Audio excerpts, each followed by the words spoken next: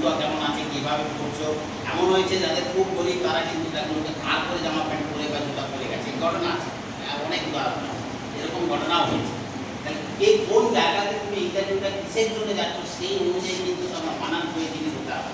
Corporate জগতেও যেতে পারে, কোনো অসুবিধা নেই, কারণ আমাদের এখন চাকরির বাজার খুব, আমরা যে সবাই এখানে শিক্ষকতার চাকরি পাবো এই গ্যারেন্টি দিয়ে কেউ বলতে পারবে না। তাহলে যে যেখানে মনে হবে নিজের মানে উপযুক্ত সেই জায়গার প্রিপারেশনটা তোমাকে সেইভাবে নিতে হবে, সেই অনুযায়ী তাকে ঢং বলা হয়, এটা সেই ঢংটা কিন্তু তৈরি করতে হবে। শিক্ষকতা লাইন একটা আলাদা জিনিস, লিভিং অ্যান্ড নিয়ে আমাদের কাজকর্ম করতে হয়, সেখানে আমাদের আচার আচরণ অ্যাটিটিউড সমস্ত কিছু জিনিস একরকম হবে।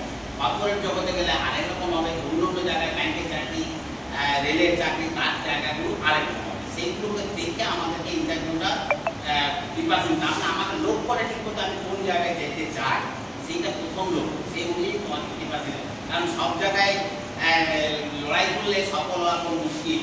একটা কথা আছে ইংরেজিতে যে Jack of all trade master of নান। সব জিনিসেই কিন্তু একটা মানুষ এখন আর হতে পারে না, এত তার ভ্যারাইটিস আছে, এত জিনিস আছে। তাই আমাদের ফোকাস করতে হবে কোন জায়গায় আমি যাবো। আমি বিএড করলাম মানে আমি শিক্ষকতাই করবো, এই ভাবনাটাও কিন্তু বেরোতে হবে।